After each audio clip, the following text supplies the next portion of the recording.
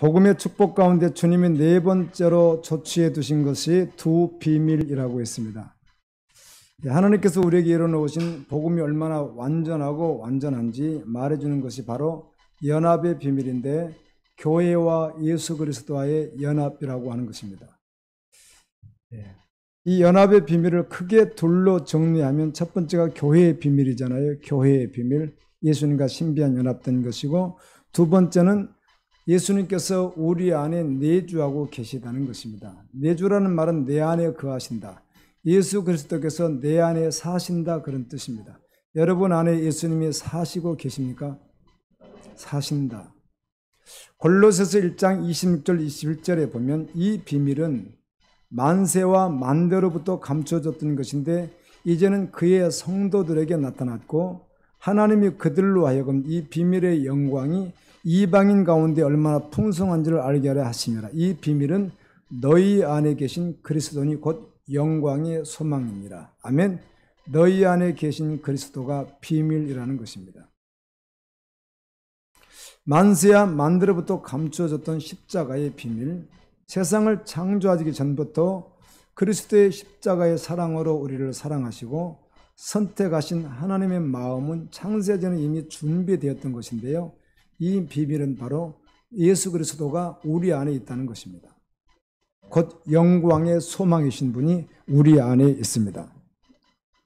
여러분 안에 주님 계십니까? 여러분 안에 주님이 계셔야 하는 것입니다. 예수님은 십자가로 이루실 이 큰 꿈을 바라보시고 십자가의 이 고통과 치욕을 부끄러워하지 아니하시고 승리하셔서 성도 안에 이 영광을 이루셨습니다.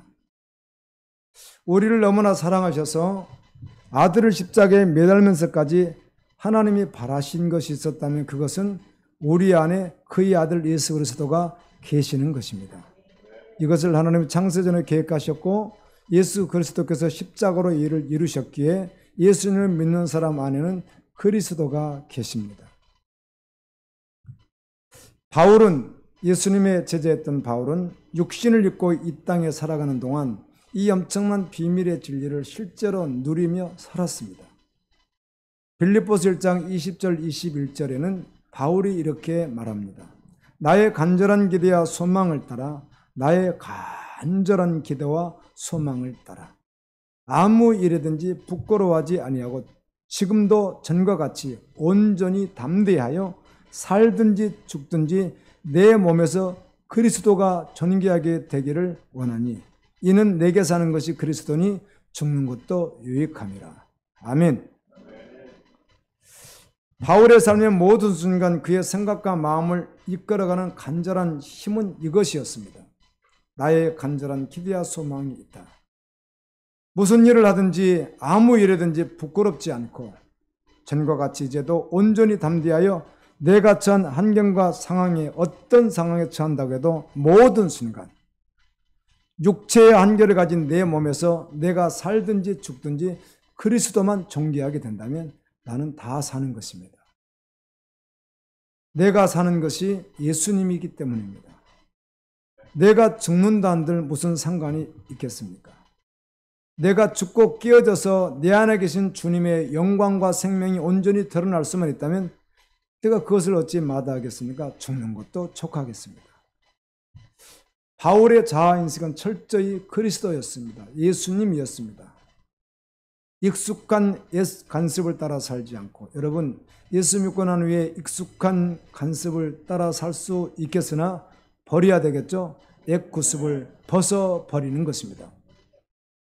그렇게 살지 않고 자기 안에 사시는 그리스도가 너무나 당연한 진리이며 실제이기 때문에 모든 순간 아무 일이든지 어떤 상황 속에서 어떤 환경 속에서도 예수님만 드러날 수 있다면, 예수님만 영광받을 수 있다면, 예수님만 높여줄 수 있다면 자신은 낮아지든지 밟히든지 죽든지 던져지든지 전혀 상관이 없다는 것입니다. 할렐루야.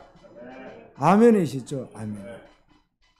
백리향이라고 하는 꽃은 꽃의 향기가 백리를 가서 백리향이라고 한대요. 여러분 아시지만 꽃은 그냥 맡아도 향기가 나지만 꽃이 정말 향기를 발라면 어떻게 해야 되죠? 짓밟혀야 됩니다. 그러면 향기가 더 나게 되어 있는데 정말 그리스도인은 예수님 때문에 그럴 수 있다는 것입니다. 아멘. 아무리 짓밟혀도 그냥 향기는 그리스도만 나타나는 그런 자로 살아가고 있었다고 실제되었다고 고백하는 증인의 고백을, 예수님의 종이었던 바울의 고백을 우리가 들을 수 있어서 감사합니다. 나는 낮아지든 밟히든 죽음에 던져지든 상관은 없겠습니다. 사랑하는 여러분, 예수님이 여러분의 구주가 되셨다면 우리에게도 오직 이것이 간절한 소망인 것입니다. 할렐루야. 이것만이 우리의 기대이며 이것만이 간절한 소망이 되는 것입니다. 우리가 사는 이유이며 오늘 우리의 일과가 바로 이런 것들입니다. 갈라디아서 2장 20절 같이 암송할까요? 시작. 내가 그리스도와 함께 십자가에 못 박혔나니 그런즉 이제는 내가 사는 것이 아니요 오직 내 안에 그리스도께서 사시는 것이라.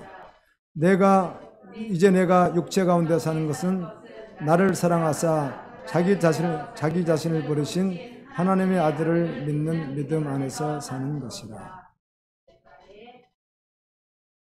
내가 그리스도와 함께 십자가에 못 박혔나니 그런즉 이제는 내가 사는 것이 아니요 오직 내 안에 그리스도께서 사시는 것이라. 이제 내가 육체 가운데 사는 것은 나를 사랑하사 나를 위하여 자기 자신을, 원래 개역성경은 자기 몸을 버리신 하나님의 아들을 믿는 믿음 안에서 사는 것이라. 사실 우리가 성경을 그래도 어떻든 유다서 마치고 이번 주부터 계시록 1장 들어가지 않습니까? 자, 성경을 보았는데요. 성경에서 말하는 그리스도인, 성경에서 말하는 하나님, 그 진리, 그 다음에 성도의 삶이 얼마나 고고한지 몰라요. 아멘이시죠? 대단한 존재입니다. 세상은 이해할 수 없겠지만 전혀 다른 실존입니다. 아멘이시죠? 아멘입니다. 정말 완전히 다른 존재입니다.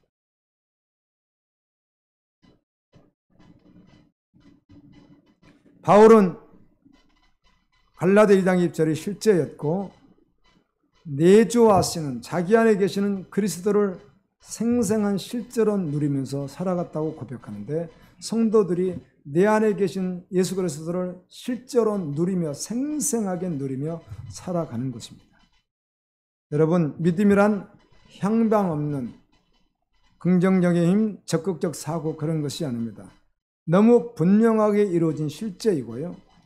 진리의 결론이며, 아멘. 그 믿는 내용이 정확하지 애매모호하지 않습니다. 내주하시는 예수 그리스도, 믿는 자 안에 계시는 그리스도 생생하게 실제되어 살아가는 것은 너무 분명하게 이루어진 실제이고 진리의 결론이며, 아멘. 우리가 믿는 그 내용이 정확하다는 것입니다. 희미하지 않고 정확한 것이죠. 내가 육체 가운데 사는 것은, 이 육체를 움직이고 반응하고 살아가는 것은 원래는 우리가 또 복음이 없을 때 교회 안에 있었던, 교회 밖에 있었던, 복음이 무지하고 무시하고 무관할 때였다고 한다면 원래는 우리가 사단에게 속아서 내 병든 자의 실제를 철석같이 믿고 그것이 내 존재인 줄 알고, 내가 그게 존재인 줄 알고 그렇게 살아갔을 수 있으나, 이제는 예수님과 함께 죽은 십자가의 진리가 너무 분명하기 때문에 나를 사랑하사 나를 위하여 자기의 몸을 버리신 예수님이 내 안에 계시는 그 믿음만으로 의식하고 생각하고 행동하고 살아간다는 것입니다. 아멘이시죠? 아멘입니다. 아멘. 이것은 비단 바울만의 고백이 아니라 성도인 우리 모두의 고백인 것입니다. 예수님은 놀라운 이 두 가지 비밀을 십자가를 통해서 이루어 놓으셨습니다. 머리와 몸이 되고 한 몸이 되었다는 말씀이나 내주하셨다는 것은 모두 신비한 연합, 우리와 하나님의 신비한 연합의 비밀을 강조해서 말씀하는 것이거든요. 이걸 신비한 연합이라고 해요. 아멘. 주님이 우리의 머리 되신다, 주님이 우리 안에 계신다는 것은 신비한 연합이에요. 세상은 알 수가 없어요. 하나님께서 십자가를 통해서 우리와 예수님을 완전히 연합하셔서 떼어내야 할 뗄 수 없는 공동 운명처럼 만들었다는 것은 하나님이 우리 안에 계시고 예수 그리스도 우리의 머리 되신다고 하는 이 놀라운 공동체를 만드셨다는 것은 우리의 경험이나 영성의 높이를 더해서 거기서 도달하는 것이 아니에요. 아멘. 그렇게 너 경험이나 특별한 영성을 통해서 거기에 도달하라 그런 말씀이 아니에요. 예수님께서 십자가로 이뤄놓으신 결과예요. 할렐루야. 십자가로 이루신 결과예요. 그걸 믿는 거예요. 우리가 대단한 영성으로 거기 도달하라 그런 말이 아니에요. 예수님이 이루신 일이에요. 하나님이 창세전에 삼위 하나님의 계획하셨고 이 모든 일을 예수님이 이루는 결과예요. 이것을 우리가 믿는 것입니다. 주님과 한 몸이 된 연합, 주님이 임마누엘 우리와 함께 하시는 영광스러운 연합으로 우리가 새로운 지위를 얻었고요. 아멘. 사실 우리는 고아와 같았고 장녀와 같았고 하나님 나라는 애인이었던 우리가 예수를 영접함으로 하나님의 자녀가 되는 지위를 얻은 거 아니겠어요? 아멘이시죠? 새로운 지위와 새로운 능력을 얻었다는 것을 말씀을 통하여 알게 되는 것입니다.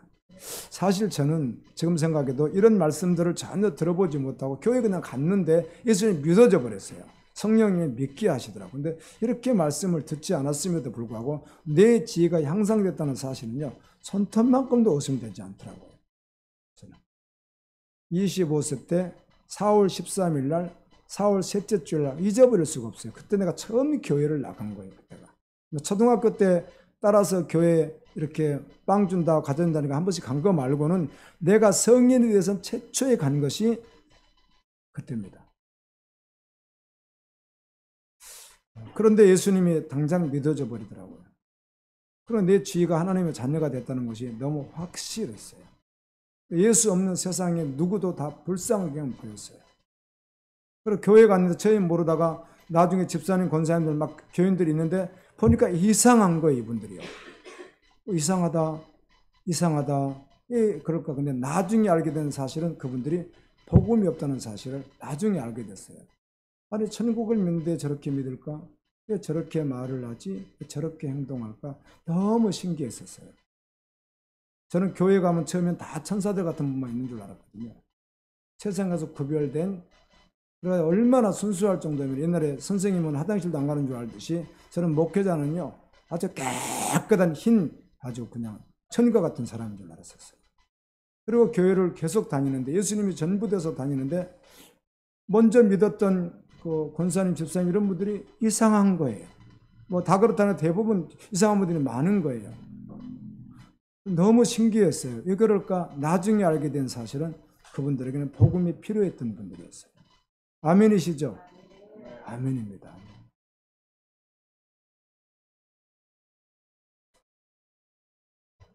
가난하고 알코올 중독인이었던 사람의 자식이었습니다. 제가 실제로 이제는 나는 하나님으로부터 난 하나님의 작품입니다. 할렐루야. 하나님께서 그분의 마음 안에서 나를 디자인하셨고 하나님의 계획과 경륜을 따라 때가 차면 이 땅에 태어나게 하신 나는 하나님의 자녀입니다. 할렐루야. 나는 하나님의 자녀예요.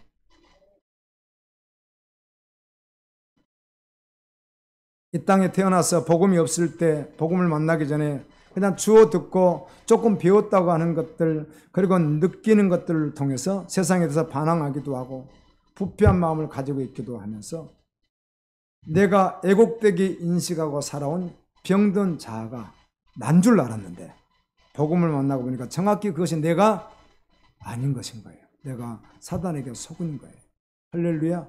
내가 아닌 거예요. 내가 저들은 지식 배우고 느끼면서 반항도 해보고 부패한 마음도 가지고 애곡되게 인식돼서 그게 난 줄 알고 살아왔던, 성질 부는 것도 나고 말하는 것도 나고 다 나인 줄 알았던 그 병든 자가 내가 아니라는 사실을 예수님을 만나는 날 알게 된 것입니다. 아멘이시죠? 예수님을 만나고 보니 나는 어느 날 갑자기 별로 쓸모없이 태어난 자가 아니라, 여러분 경우에 따라서는요, 그때 아버지가 술만 안 잡수셔서 내가 안 태어났죠. 뭐 이런 사람들 있잖아요. 그런 사람 있어요, 없어요? 있어요. 어머니의 저를 낳으셨습니까? 이렇게 원망하는 사람들도 있고요. 예수님을 만나고 보니 어느 날 갑자기 별로 쓸모없이 내가 태어난 것이 아니라는 사실을 알게 되었어요. 아멘이시죠? 아멘이죠.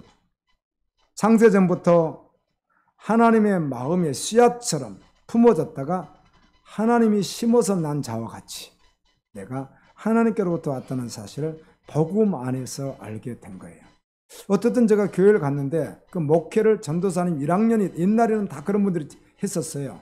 지금처럼 이렇게 목사가 다 되고 한 것이 아니라 막 신학경만 막 개척하는 시절이거든요. 그런데 뭐 그때 우리 수연이랑 뭐 전사님은 다 안 태어났을 때 아니겠어요? 그런데 갔더니 첫날 갔더니 하는 이야기가 구광택 씨는 택한 백성입니다. 그러는 거예요. 내가 하나님의 자녀래요. 근데 그 말이요. 이렇게 방망이로 딱 얻어맞는 것 같았거든. 충격이 저기 있었어요. 너무 신기하지 않으세요? 태어나 처음 듣는 말인데. 그것도 처음 교회가 듣는 말인데. 믿어지는 거죠.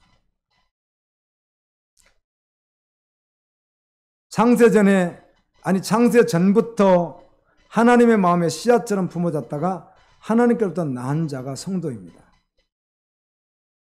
그런데 하나님께로부터 낳은 것은 틀림없지만 아담의 후손으로 태어난 나는 한 번도 깨어나보지 못한 알처럼 한 번도 싹을 틔어보지 못한 씨앗처럼 하나님의 창조된 언형으로 살지 못하고 저주받은 운명으로 지옥을 향해 가려가는 그런 나였는데 하나님께서 우리를 사랑하사 나를 사랑하사 아들을 보내셨고 아들의 십자가의 그 사랑으로 말미암아 그 놀라운 은혜로 우리가 하나님의 자녀가 되었고 하나님께서 창세전에 계획하신 대로 우리 안에 그 예수 그리스도가 내주하게 하시는 놀라운 비밀을 우리에게 주신 것입니다.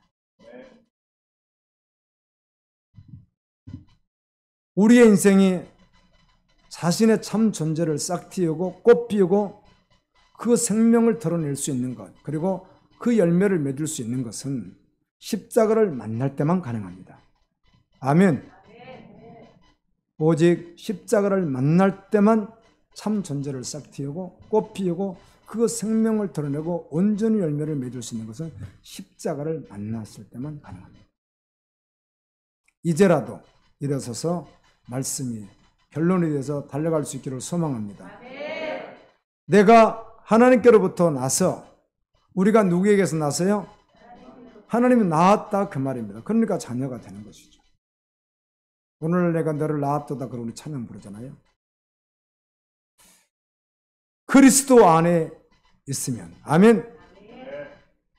사실이면 예수님은 2000년 전에 계셨고 나와 상관없는 그런 분이 아니라 그분이 우리 안에 내주하고 계시다는 겁니다. 우리를 십자가로 연합하셔서 주님 안에 들어온 나를 주님과 한 운명이 되게 하셨다는 거예요.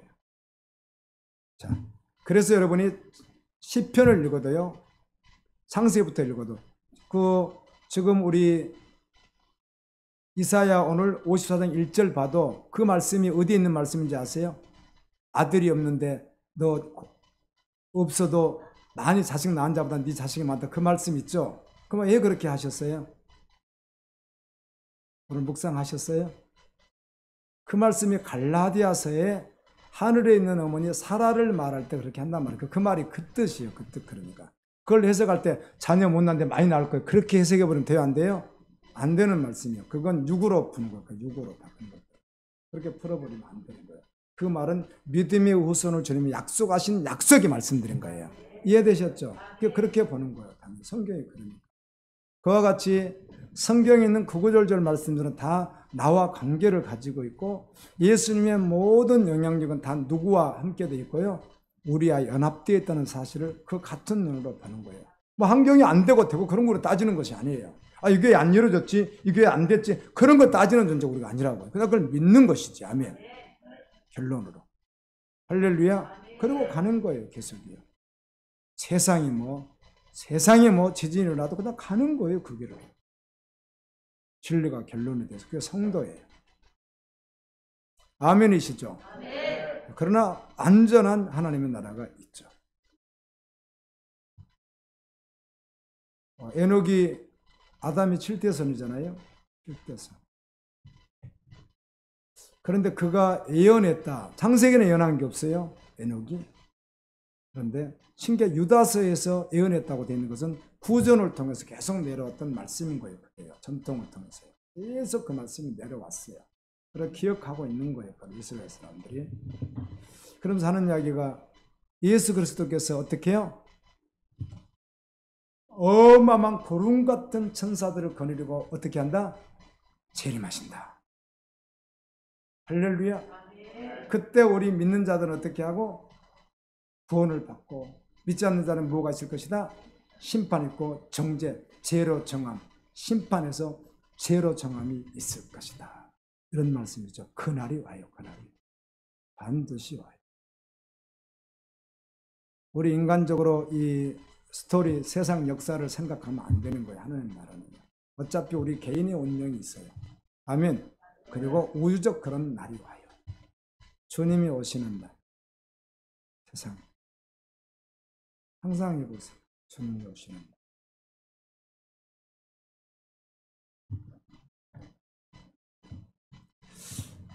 우리를 십자가로 연합하셔서 주님 안에 들어온 나를 하나님과 한 운명이 되게 하셨습니다. 그래서 주님의 지혜가 우리 지혜고, 아멘. 주님의 능력이 내 능력이고, 주님의 거룩이 내 거룩이고, 주님의 의로움이 나의 의로움이 되셨다, 그 말입니다. 성경은 그렇게 말을 해요. 성경은. 유다가 예수님의 제자, 팔아먹은 제자마도 유다 있거든요. 의심많은 도마도 있고 베드로 있고 빌레도 있고, 이제 구전이지만 성경에 기록이 없으니까.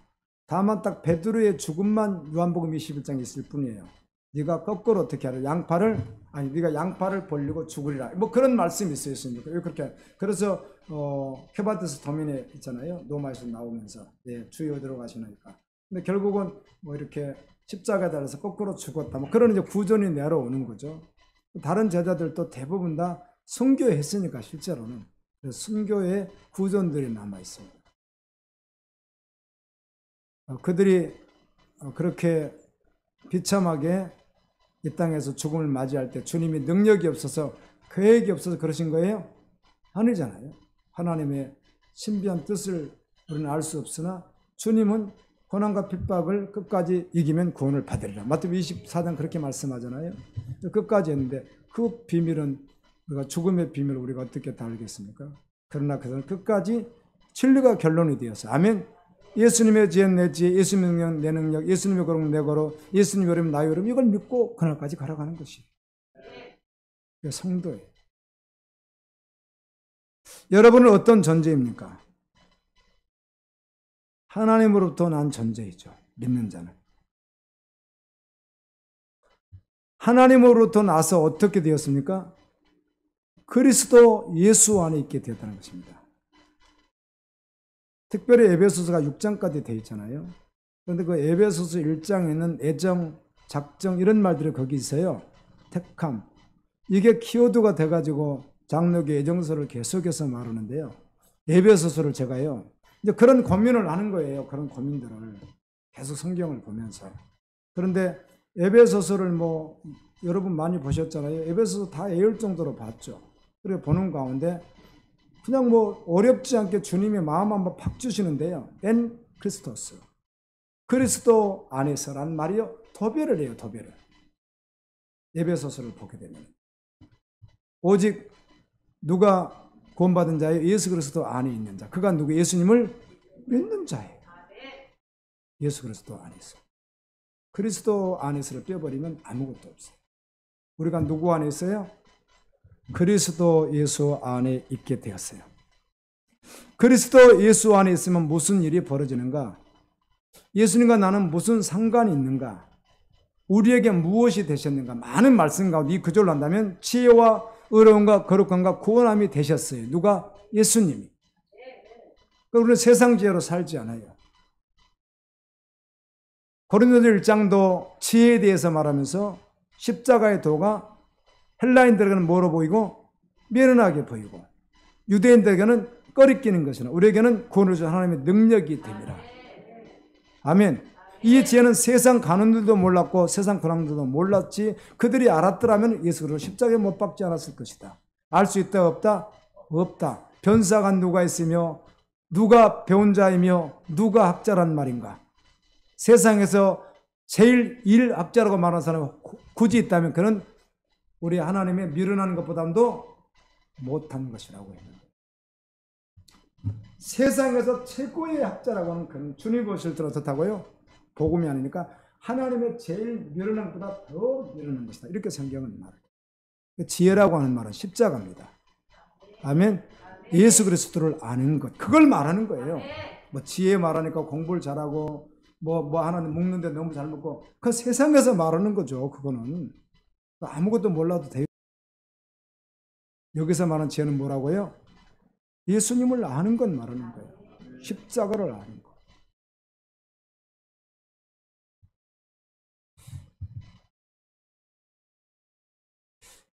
오늘 그 고린도전서 1장 30절 있죠. 여기에다가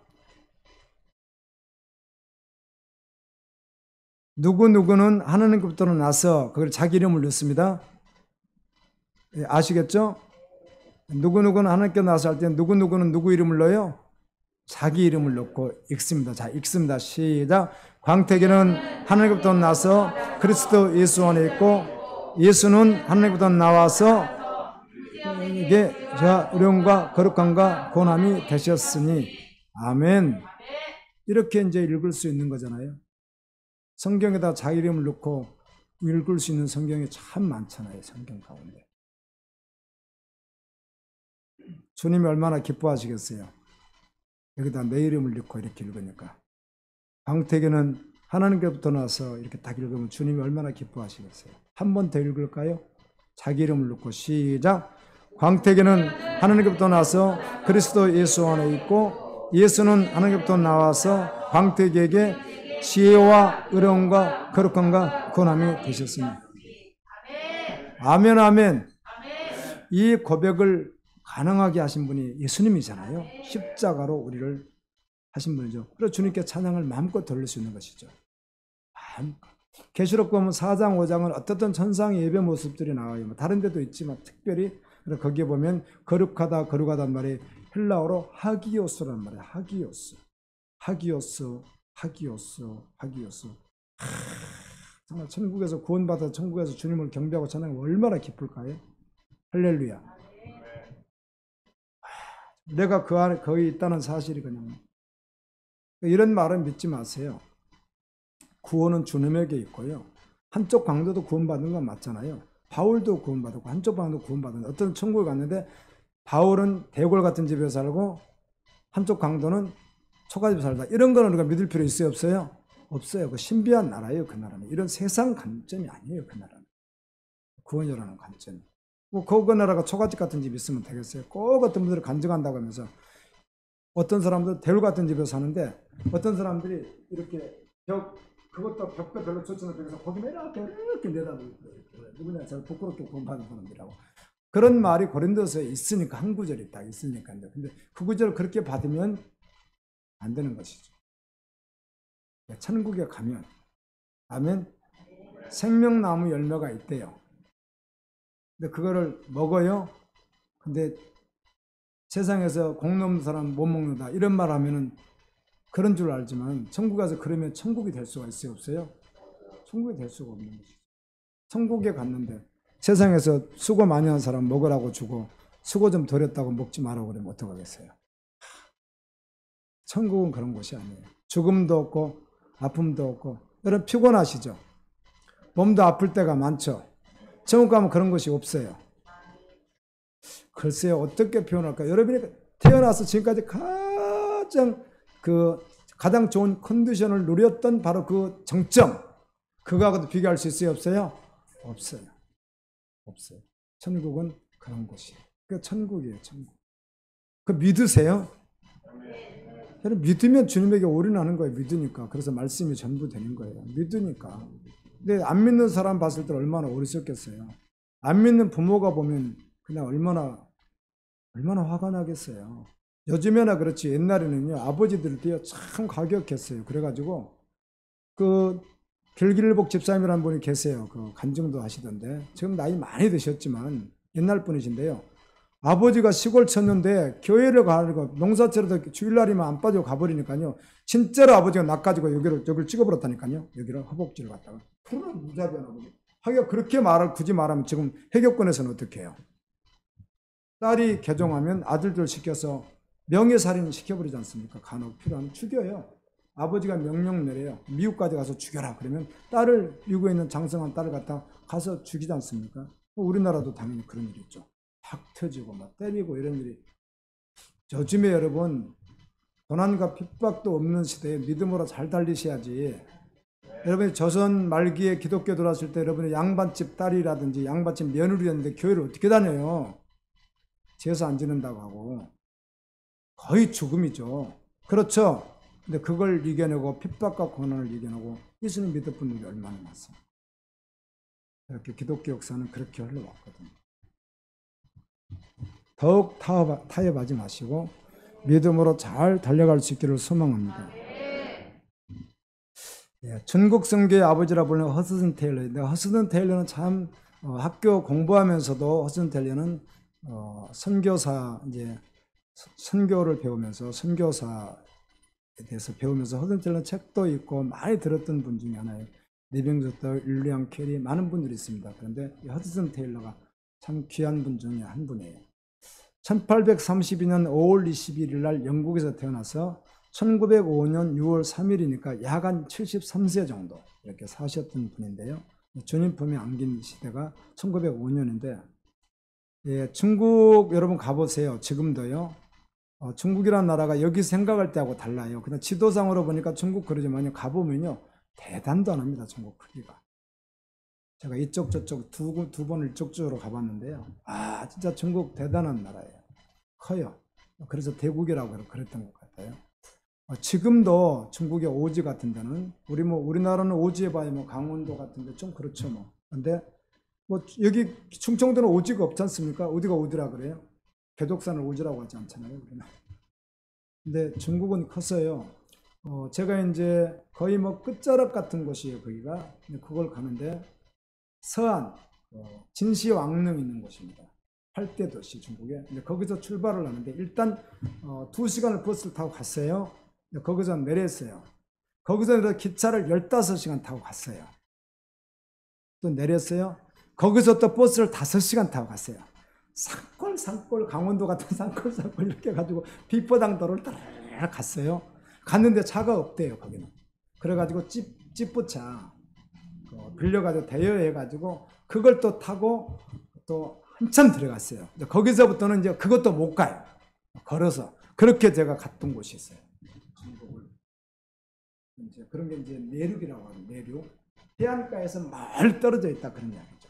내륙인데 당시에 주로 사도 바울도 어떻든 간에 다른 뜻은 아니지만 사도 바울이 선교를 이렇게 다닐 때 보면 주로 어디를 이렇게 다녔죠? 거의 해안을 끝까지 돌지 않습니까? 내륙도 왔다 갔다 할 수 있지만 그런데 내륙 선교가 참 어려운 시절이었고 지금처럼 도시가 그렇게 이렇게 형성된 것도 아니고 베이징 같은 데는 좀 그렇겠지만 내륙 들어가 버리면 마을이 여기서 쫙 가야 조금 있고 이런 식 아니겠어요? 어마어마하게 멀고 그런 곳에 개척 선교를 시작했어요. 거의 최초라고 하죠. 늘 말씀드리지 않습니까? 세계 선교사에서 선교가 왕성하게 일어났던 시대가 언제라고요? 18세기, 19세기예요. 20세기. 우리나라 같은 경우는 이제 불과 20세기 되어서야 19세기이긴 하지만 우리나라 19세기 말이라고 해야 되겠죠. 1884년, 5년 이때 기독교가 들었으니까 19세기 말에 우리나라 선교를 하나둘 파송했으니까 결국은 우리나라 20세기에 선교사를 그렇게 2만 명 이상 파송하게 되는 거니까요. 얼마 안 됐어요, 선교 역사가.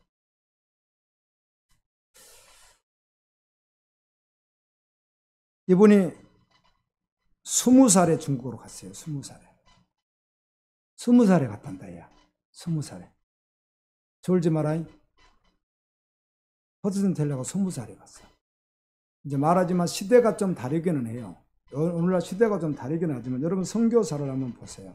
시대가 좀 다르긴 하지만 18세기, 19세기 주로 19세기가 가장 왕성하게 선교가 활발하게 이루어질 때 보면요, 다 젊은 나이들이에요. 꼭 20살은 아니라도 대학을 졸업하고 거의 다 젊은 나이들이었어요. 나이 많이 들어서 가신 경우보다는 거의 20대들이 많았어요. 우리나라 어떤 토마스슨 같은 거 다 20대잖아요. 그런 나이에 생명으로 다 들여졌어요. 젊은 꽃을 세상에서 피우지 않고 어때요? 주님 앞에 빛꽃을 피우고 갔어요. 그렇게 선교가 이루어졌어요. 교회 안에서 사실은 젊은이들을 그렇게 선교사로 키우는 건 너무 귀하다고 생각합니다.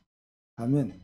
우리 이제 청년부도 있지만 중고등부에서도 좀 나오면 좋겠고, 우리 초등부는 제가 봤을 때요, 지금 몇 가정은 아예 그냥 그렇게 기도로 준비하더라고.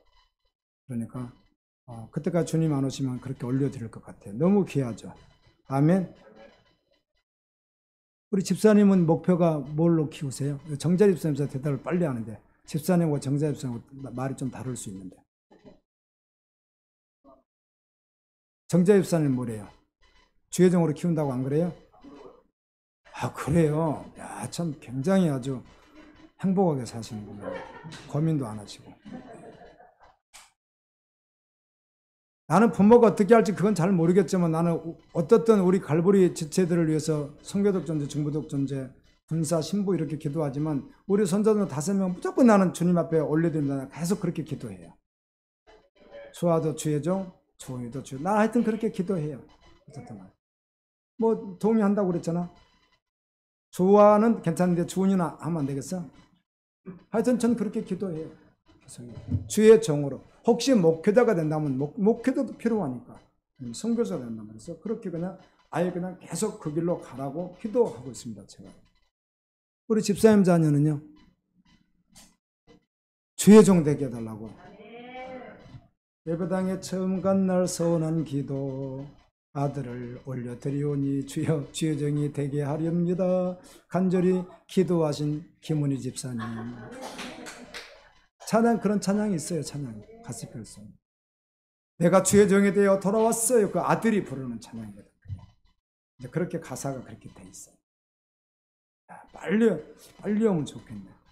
얘들이 그냥 빨리빨리 커버리면 좋겠네. 1년에 막 10cm씩 커가지고 빨리빨리 커버리면 좋겠네. 그래서 1호 선교사, 2호 선교사, 3호 선교사 주일학교에서 막 나오면, 야, 정말 너무너무 원했는데. 아멘. 그러면요, 원해죠, 원해. 그랬었어요. 이분들이 참 얼마나 뜨거운 이제 젊을 때 인생도 더 살아보지도 않고 예수님과 잡혀버리니까 주님으로 살겠습니다. 그러면 그냥 끝장내버리는 거예요. 이분이 재정적 필요를, 재정이 필요하겠죠. 그런데 요청을 성교분이 이렇게 할 수 있는, 그렇게 하지 않고 기도만 하기로 그런 마음 먹었어요. 모세처럼 기도해서 주님 공부를 하겠습니다. 정말 믿음으로 이렇게 달려갔는데 위기가 찾아오는 것이죠. 누구든지 올 수 있잖아요. 사역도 늘어나고 넓어지고 또 관계 같은 문제들에서 심적 압박을 많이 느끼면서 좀 평정을 잃어버리고 분노하기도 하고 근심하기도 하고 초조하기도 하는 자신의 모습을 발견하게 돼요. 그 청혼의 꿈을 안고 그렇게 사역을 하면서 이제 하는데도 옛적으로 보면 선교를 너무 잘했고 보여주는 열매도 많은 것 같은데 자신의 내면을 자신이 봐서 너무 황폐해져 있는 것이에요. 여러분, 오늘 말이에요. 여러분 가운데. 근데 이제 이 말씀도 믿음으로 드려야 되는 것이죠. 여러분 심령 상태가 지금 어떻습니까? 심령 상태가. 주님하고 딱 이렇게 맞아 떨어져 있는지 아니면 그렇지 않는지. 그러면 빨리 주 앞에 나가야지. 돌아오러 가잖아요, 주님이. 언제든지 문 열어놓고 기다리시잖아요, 주님이. 빨리 돌아가서 주님하고 확 이렇게 만나셔야지. 아멘. 그러면 주님하고 함께하면 그냥 모든 시름이 싹 어때요? 녹아내려버리잖아요. 그 예수님이면 충분하다 그 말입니다. 그러니까. 그렇죠. 이 목회자도 사람인지라 막 평안하고 할 때보다는 뭔가 조금 문제거리가 생기고 그러면은요, 아유 내가 이러면 안 되지 그래가지고 주님 앞에 이렇게 서서 나를 막 점검해보고 그래요. 그리고 마지막에 주님이 나에게 하셨던 모든 일들 말씀들을 기억하면서 아멘. 또 믿음으로 딱 취할 때 그때 회복이 돼요. 또 다른 상황은 그대로 있지만 그러면 이제 또 행복해져요. 주님이면 충분합니다. 너무 그런 거예요. 주님을 닮고 싶은 거 다 있죠. 여러분 경건의 열망이, 그리스도인의 경건의 열망이 없는 사람이 누가 있습니까? 경건의 열망이 있죠. 주님의 거룩하심에 도달하고 싶어서 여러 가지 경건의 훈련도 해보고 동원도 해보지만 한계에 버티면 잘 안 되는 것이죠. 난 안 되는구나. 야, 나는 틀렸나 보다. 그러다가 신경쇠약증까지 걸렸다는 거죠. 이제는 선교사는 그냥 분명히 사역은 하고 있음에도 불구하고 자기가 하나님의 자녀란 것마저도 흔들릴 정도로, 내가 정말 구원받은 자인가까지 흔들릴 정도로 심한 갈등이 있는 거예요. 그럴 수 있을까요? 당연히 그런 고민을 당연히 해야 되는 것이고요.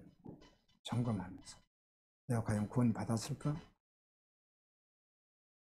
그때 메카드라고 하는 동료 선교사로부터 편지가 왔어요. 근데 이렇게 잠깐 보니까 메카드도 자기와 같은 고민과 갈등이 있다는 것을 보게 되는데, 그런데 그 메카드는 고민과 갈등으로 끝나지 않고 그 고민과 갈등을 어떻게 해결해 나갔는지, 그리고 지금 어떻게 회복되었는지 그런 내용이 끝까지 적혀 있는 것이죠. 어떻게 하면 믿음을 강하게 할 수 있을까? 어떻게 하면 영적으로 그렇게 회복할 수 있을까? 여러분 고민 아니세요? 여러분은 충만하시죠?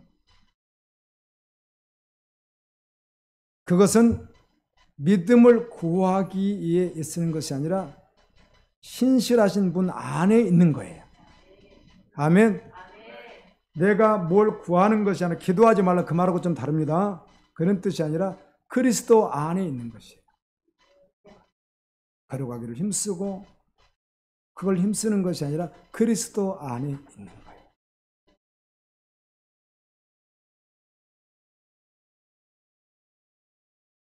메카드는 주님과 연합되어 있구나. 그 편지를 읽으면서 보게 되었어요. 가난하고 목마른 심령 속에, 메카드의 편지를 읽던 허드슨 테일러 심령 속에도 희망이 생기는, 그렇지. 좋은 선교사님이시네요. 그렇죠? 힘들거려올 때 믿음의 편지 한 통으로 그에게 위로가 될 수 있는 주님의 마음을 전할 수 있으니까 너무 귀하잖아요. 그런 말씀이 떠오르는 거죠. 나는 포도나무요 너희는 가지니, 그가 내 안에 내가 그 안에 거하면 사람이 열매를 많이 맺나니 나를 떠나서는 너희가 아무것도 할 수 없습니다. 요한복음 15장 5절 말씀이거든요. 나는 포도나무요 너희는 가지니, 그가 내 안에 내가 그 안에 있으면 이 사람은 과실을 많이 맺나니 나를 떠나서는 아무것도 할 수 없다. 예수님이 십자가에서 이루신 놀라운 비밀을 깨닫게 되는 것이죠. 나는 포도나무요 너희는 가지라. 제가 간혹이요, 이렇게 저는 뭐 이렇게 어쨌든 사역을 하지 않습니까? 이렇게 하다가 이렇게 이 정도 넘지를 못하고 그냥 이렇게 여러 가지 상황 속에서 고장난 레코드와 같이 이렇게 뱅뱅 돌아야 되는가, 뭐 그런 생각을 할 때도 있고요. 뭐 여러 가지 잡잡한 생각이 들 때도 없잖아 있거든요. 그러다가 어떻든 현실은 지금 이 상황이고 나니까, 그러면 그때 그럼 어떡하지? 뭘 어떻게 힘써야 되나? 뭘 해야 되지? 그럼 뭘 어떻게 해요? 옛날 같으면 일을 무조건 만듭니다. 정말입니다. 우리 집회하겠습니다. 이번에 저기 음악회를 하겠습니다. 해가지고 일을 일단 만들어냅니다. 자, 성도님들 나오세요. 오늘 어디에 전도로 나갑니다. 뭐 다 귀한 일이지만 그렇게 제가 일을 만들었어요. 원래 그랬어요, 제가. 그럼 뭘 해야 되지? 당장 뭘 시작해야 되는 거 아니야? 뭐 한 가지로 시작하고 뭘 해야 되는 거 아니야? 항상 그래 왔다고요. 우리 구집사님 기억나나 몰라, 초창기에 우리 교회 재정도 어려울 때인데도 불구하고요, 집회를 너무 많이 해가지고 사람들이 다 놀래가지고 계속 일을 벌렸었어요. 그게 이제 주의 일이라는 거죠. 근데 지금은 그렇게 하지 않아요. 지금 어떻게 하는지 아세요? 그럼 어떻게 하지? 이 딜레마를 뭘로 극복하지? 고인물 같은 걸 어떻게 통로를 끌어내지? 그때 어떻게 하는지 아세요? 내가 어떻게 해요? 뭘 어떻게 한단 말이에요. 그때 또 한 번 말씀 앞에 말씀을 보고 또 한 번 그냥 무릎을 그냥 주 앞에 꿇는 거예요. 주여 어떻게 할까요? 그렇게 묻는 시간들을 갖는 거예요. 아멘. 대단히 뭐를 막 일을 추진해버리고 그런 것이 아니라